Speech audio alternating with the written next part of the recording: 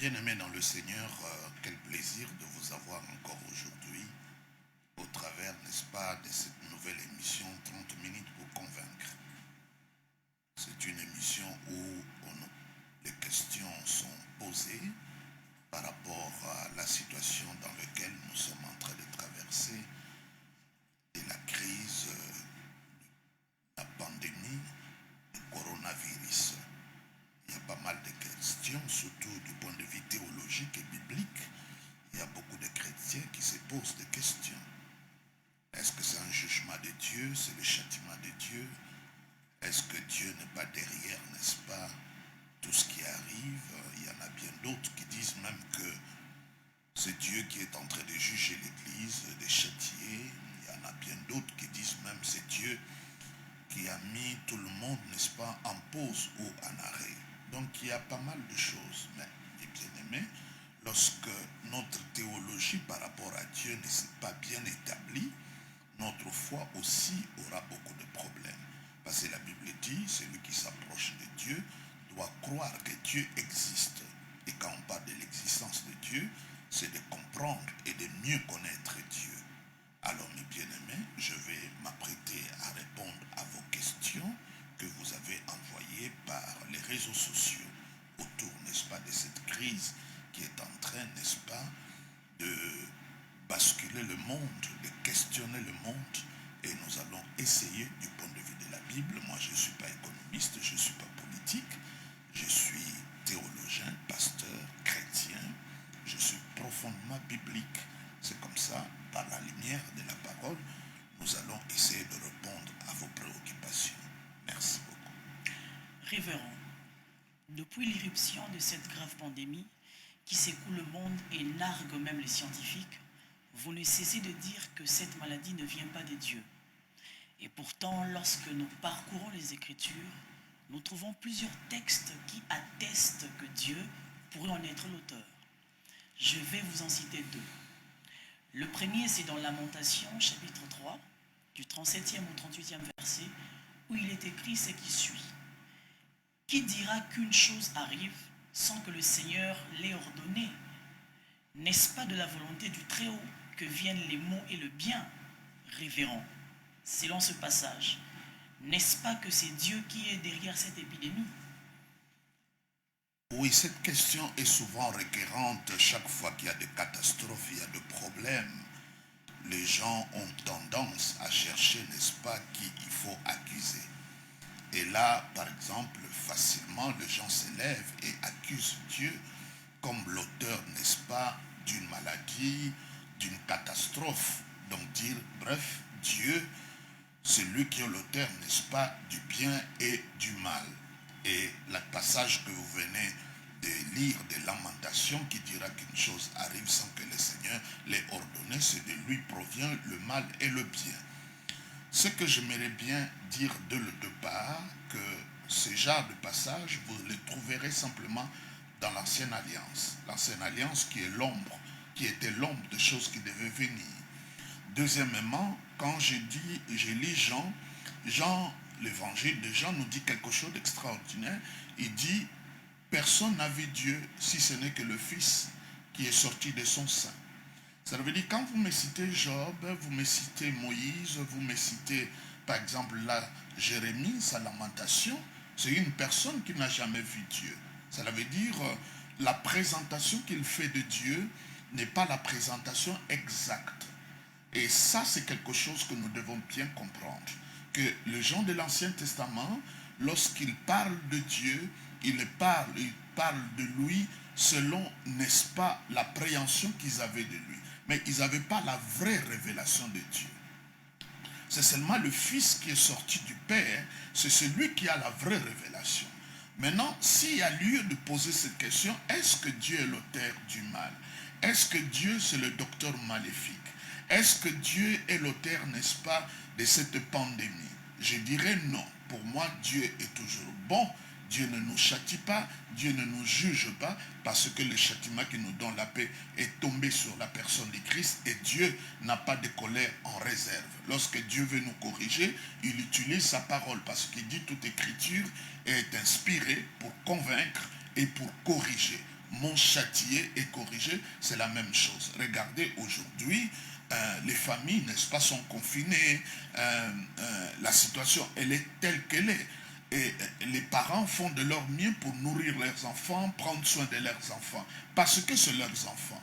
Quel que soit ce qui arrive, un parent prendra soin de son enfant. Mais Dieu est notre Père. Comment à la fois nous disons que Dieu est Père, le même Dieu qui est notre Père aussi, n'est-ce pas, est l'auteur du mal. La Bible dit quelque chose d'extraordinaire. On ne peut pas mélanger la lumière et le ténèbre. On ne peut pas d'une même source faire sortir de l'eau douce et de l'eau amère. Donc Dieu ne peut pas à lui-même être la source du mal et être la source du bien. Dieu ne peut pas être à la fois la lumière et le mal. Si moi je fais quelque chose de mal, je serai condamné. Quand on parle le mal, il y a la méchanceté, il y a l'immoralité là-dedans. Entre-temps, Dieu n'est ni l'un ni l'autre. Dans Dieu, il n'y a pas de méchanceté et il n'y a pas d'immoralité. Alors les gens croient, par exemple, quand ça vient de Dieu, c'est un bon mal. Non, le mal, c'est le mal. Dieu ne fait jamais des choses mauvaises. Mais c'est là où ça me pousse à dire aux chrétiens de comprendre que la vraie image de Dieu, ce n'est pas ce que nous voyons dans l'ancienne alliance, dans l'ancien testament. Ce n'est pas ça la vraie image. Et quand tu veux connaître Dieu par l'ancienne alliance, tu n'auras pas, parce que Hébreux chapitre 9 le dit, il dit si la première alliance était exacte, Dieu n'aurait pas remplacé à une nouvelle alliance parce que la première était incomplète. Donc la vision que tu peux avoir de Dieu, tel que Job, qui croit que c'est Dieu, n'est-ce pas, qui est venu tuer ses enfants, qui est venu, n'est-ce pas, prendre ses biens. Entre-temps, nous qui lisons, nous comprenons, ce n'est pas Dieu. C'est la même chose comme Lamentation de Jérémie. Il croit que le mal qui leur arrive, ça vient de Dieu. Entre-temps, ça ne vient pas de Dieu. Dieu n'est pas l'auteur du mal. Dieu n'est pas le docteur maléfique. Dieu est bon, c'est notre Père. C'est comme ça que je reviens sur quelque chose de spécifique. Lorsque Christ est venu ici sur terre, effectivement, il est venu pour mourir à la croix. Il est venu, n'est-ce pas, pour nous racheter. Mais il a passé au moins 33 ans sur la terre. Mais pourquoi ces 33 ans? Il voulait nous donner la vraie image de Dieu. La Bible dit, Jésus-Christ est le reflet et l'image de Dieu, le seul qu'il a vu. Donc quand Jésus vient sur terre, il veut simplement nous dire, ce Dieu que vous n'avez jamais vu, ce Dieu que vous ne connaissez pas d'une manière parfaite, n'est-ce pas? Je viens vous révéler ce Dieu. Je suis son image, je suis son reflet. Alors tu regardes dans la vie de Jésus-Christ, nulle part tu verras Jésus donner la maladie aux gens, envoyer des pandémies, des épidémies. Entre-temps, la Bible dit, Jésus allait de lieu en lieu, guérissant le malade, faisant du bien. Nulle part, même lorsque ses propres disciples péchaient, personne ne me dira qu'il a envoyé une maladie à Pierre, il a maudit Thomas parce que Thomas n'a pas cru qu'il est ressuscité, ou les disciples de Maïus, ou tel autre tel. Non, nulle part, parce qu'il est là que pour faire du bien. Donc c'est là où le problème, beaucoup de gens n'arrivent pas à comprendre que nous sommes dans une nouvelle administration, l'administration de la grâce, de la bonté, de l'amour de Dieu. Les gens ne comprennent pas que nous avons changé d'alliance parce que l'ancienne alliance n'est pas la continuité de la nouvelle alliance. La nouvelle alliance, elle est nouvelle, c'est un remplacement. La Bible dit, Dieu l'a remplacé à une nouvelle alliance. Donc, quand nous regardons par les yeux de l'ancienne alliance, c'est une image incomplète de Dieu. Et les gens de cette époque-là, comme ils n'ont pas vu Dieu, je reprends le passage qui dit, nul, personne n'a vu le Père si ce n'est que le Fils. Le seul qui nous donne la vraie image de Dieu, le Père, c'est Christ. C'est Christ. Donc, quand nous regardons la vie du Christ, nulle part, je dis bien nulle part, nous le voyons en train de faire du mal. Mais plutôt, là où il y avait des malades, il les guérissait. Lorsque les gens avaient faim, il a multiplié le pain et les poissons. Lorsque Pierre était en train de s'effondrer dans l'eau, il a secouru. Donc il y a lieu aujourd'hui, le problème qui me choque, que la plupart des gens, leur méchanceté du cœur, ils veulent les transposer auprès de Dieu.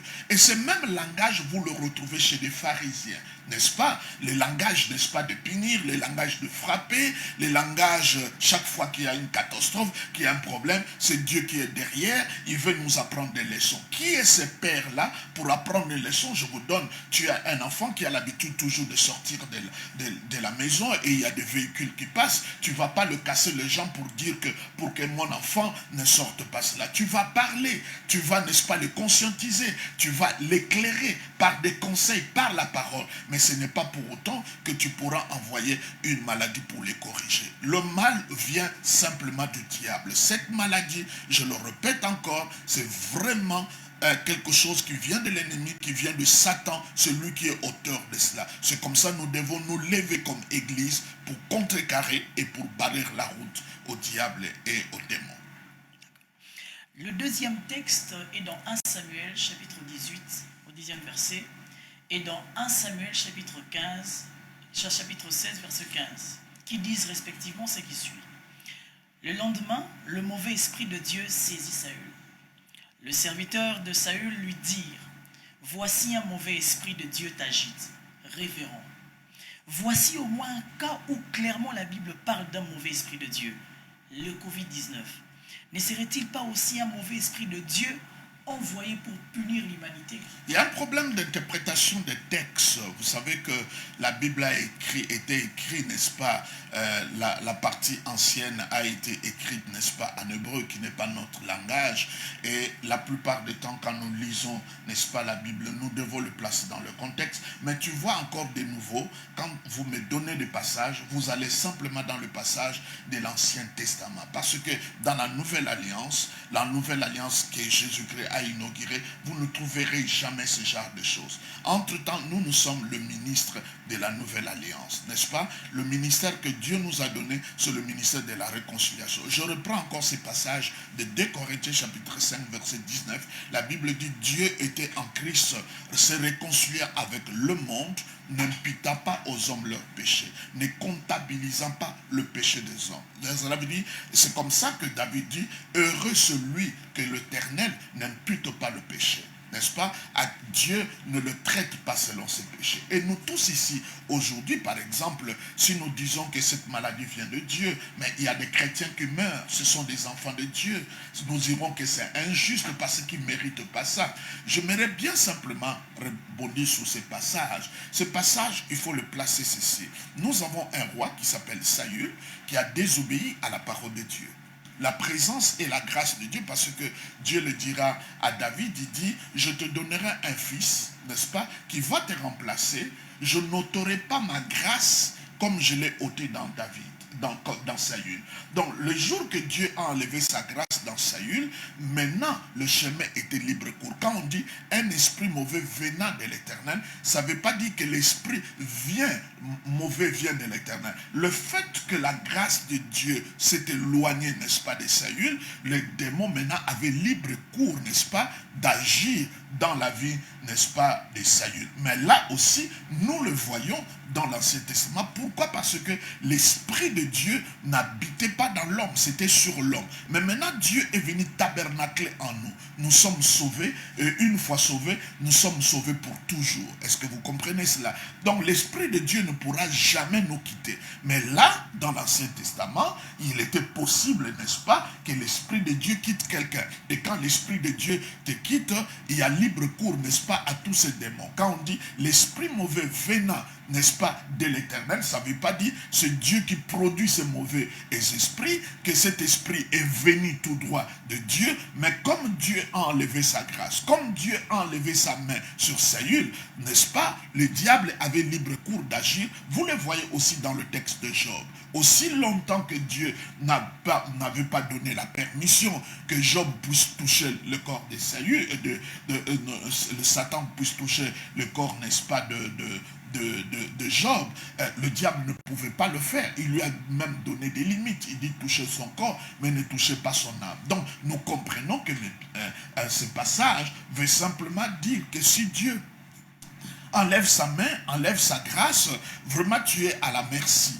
Et ça c'est quelque chose que nous devons comprendre cela, que toute notre vie, même les situations que nous sommes en train de vivre, la main de Dieu est sur nous. Si Dieu enlève de sa main, ce que nous voyons ne sera encore beaucoup plus catastrophique que ce que nous sommes en train de voir aujourd'hui. Alors dites-nous, révérend, si Dieu protège vraiment le chrétien, pourquoi le laisse-t-il mourir de cette horrible pandémie du Covid-19 ? Oui, comme c'est une maladie qui est venue du monde du ténèbre, de démons, nous sommes en train de prier. Nous ne devons pas simplement nous focaliser vers ceux qui sont en train de mourir. Il y a beaucoup de témoignages de guérison, n'est-ce pas? Il y a beaucoup, n'est-ce pas? C'est comme ça, je dis et je le répète, Dieu ne doit pas être défini simplement sur la base d'une expérience parce que telle personne est morte et c'est comme ça que nous nous mettons à définir Dieu. Mais j'aimerais bien dire, quand vous lisez, n'est-ce pas, le livre des Actes où nous voyons des chrétiens qui étaient persécutés, qui sont morts. Par exemple, il y a un texte là que j'aime beaucoup. La Bible dit que Jacques a été tué par Hérode, n'est-ce pas? Et de l'autre côté, l'église s'est levée pour prier à la place que Pierre soit tué. Dieu a envoyé son ange. Donc quand les chrétiens meurent par rapport à cette maladie, nous devons comprendre que simplement c'est une persécution qui vient de l'ennemi. L'ennemi est en train de persécuter l'Église, il est en train de persécuter l'Église et pour donner un mauvais message par rapport, n'est-ce pas, à l'Église. C'est une persécution, comme Étienne a été lapidé, il est mort. Ici aussi, nous comprenons que l'Église est persécutée. Vous n'entendez pas des gens qui commencent à parler mal contre l'Église. Il y a même ceux qui disent que sous d'autres cieux, la maladie, n'est-ce pas, a commencé à partir des rassemblements, n'est-ce pas, chrétiens. Donc ils veulent jeter, n'est-ce pas, des discrédits à l'église. Et c'est ce que le diable est en train de chercher. Il cherche même à diviser. Regardez toute notre théologie par rapport, n'est-ce pas, à cette pandémie, n'est-ce pas, et diamétralement, nous n'y croyons pas tous aux mêmes choses. Nous sommes opposés les uns les autres. Ça, c'est le travail de l'ennemi. Parce que ce qui est important,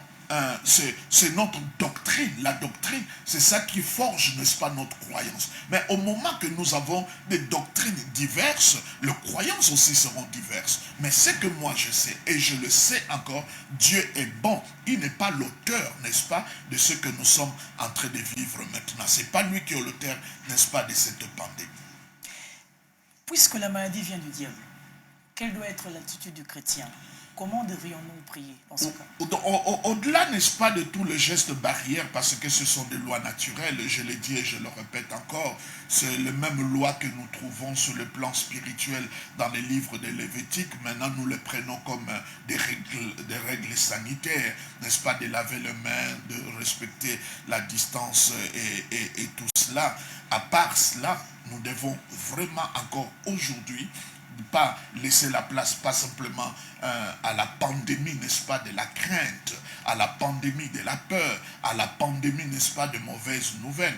Ce que nous devons plutôt, c'est le temps où nous devons aller encore profondément dans la lecture de la parole et tirer, n'est-ce pas, profit de la nouvelle alliance que nous avons avec Christ, le testament qu'il nous a laissé, bâtir notre foi sur le roc qui est la parole de Dieu et vivre des moments de déclaration. Et ce que j'aimerais bien dire aux chrétiens, toutes les informations que nous voulons connaître sur le coronavirus, nous avons. Donc il ne faut pas que tout le jour tu passes le temps à comptabiliser les morts. Je vous ai dit, la foi ne tient pas compte des statistiques, à comptabiliser les morts.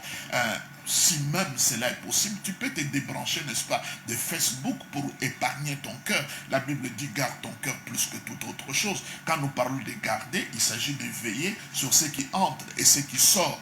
Donc il y a lieu, mes bien-aimés, ce qui est très important, que c'est les mêmes prières, il n'y a pas de nouvelles prières, il n'y a pas de nouvelle foi, c'est la même foi. La foi, ce n'est pas une roue de secours. Nous devons y croire et continuer à confesser, à déclarer, moi je ne mourrai pas, je vivrai.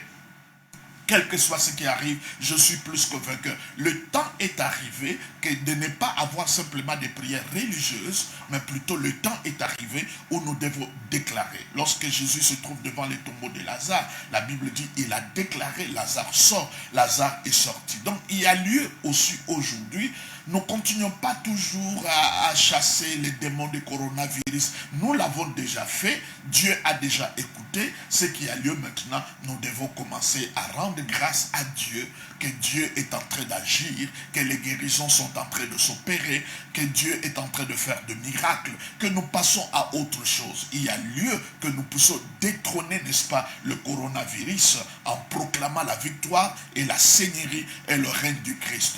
Vous savez, cela est très important pour nous parce qu'aujourd'hui, nous sommes presque, disons, pollués par nos réflexions, pollués dans ce que nous sommes en train de dire et particulièrement ce qui est beaucoup plus dangereux que la bonne nouvelle que nous prêchons n'est pas prêchée et entre-temps il y a lieu qu'à ces moments précis que la bonne nouvelle du Christ soit vraiment proclamée. Mais ce qui est important, au-delà de la prière, que nous soyons vraiment solidifiés dans la parole de Dieu et que nos cœurs soient vraiment arrosés de sa parole.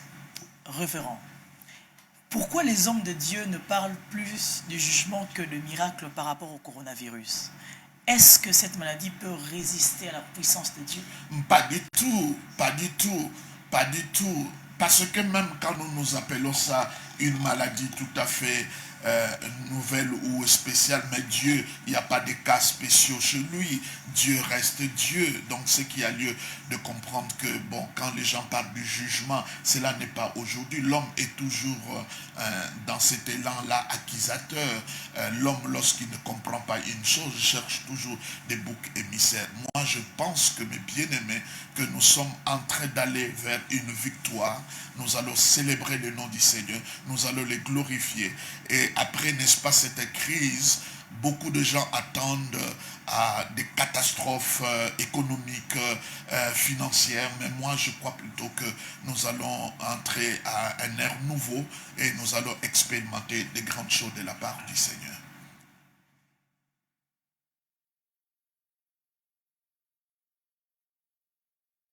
Merci beaucoup. Que Dieu vous bénisse. Nous avons tenté de répondre à vos questions. Grâce et paix au nom de Jésus. Amen.